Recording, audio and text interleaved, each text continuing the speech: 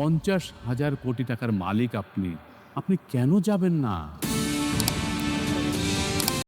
আসসালামু আলাইকুম দর্শক, গরিব ঘাড়ের রাজপুত্র নাটকের আজকের পর্বটি ছিল সত্যিই চমকে দেওয়ার মতো। অনেকের দ্বৈত জীবনের সত্য কি শেষ পর্যন্ত মেঘলার সামনে চলে আসবে? একদিকে মেঘলা জানতে পারল সে এই বাবা মায়ের নিজের সন্তান নয় এবং সে 50,000 কোটি টাকার মালিক। অন্যদিকে অনিক এখন কি করবে? সে কি মেঘলার কাছে ফিরবে নাকি বৃষ্টির সাথেই থেকে যাবে?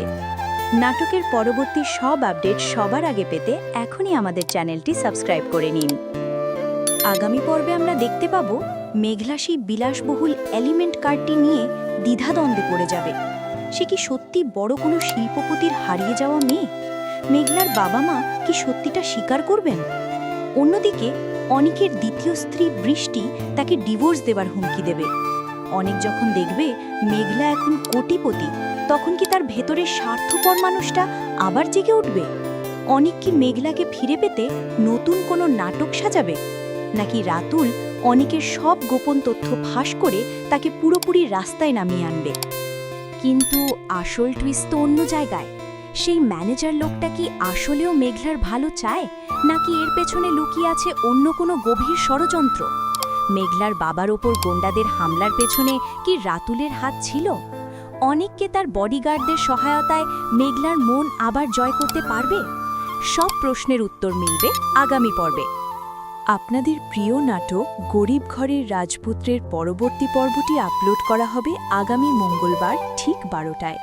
আমরা জানি আপনারা অধীর আগ্রহে মেঘলার রাজকীয় প্রত্যাবর্তনের জন্য অপেক্ষা করছেন, তাই সময়টি মনে রাখুন এবং আমাদের সাথেই থাকুন। এই রোমাঞ্চকর মোড়গুলো মিস করতে না চাইলে এখনই বেল আইকনটি চেপে আমাদের সাথে থাকুন এবং চ্যানেলটি সাবস্ক্রাইব করুন। মেঘলার এই নতুন রূপ এবং অনিকের পতন, কে জিতবে শেষ পর্যন্ত? আপনার কি মনে হয় মেঘলা কি তার পালিত বাবা মাকে ছেড়ে চলে যাবে? কমেন্ট করে আমাদের জানান আপনার মতামত। ভিডিওটি ভালো লাগলে লাইক ও শেয়ার করতে ভুলবেন না। নাটকটি নিয়মিত দেখতে আমাদের চ্যানেলটি এখনই সাবস্ক্রাইব করে যুক্ত হন আমাদের পরিবারের সাথে। দেখা হচ্ছে পরবর্তী পর্বে। ধন্যবাদ।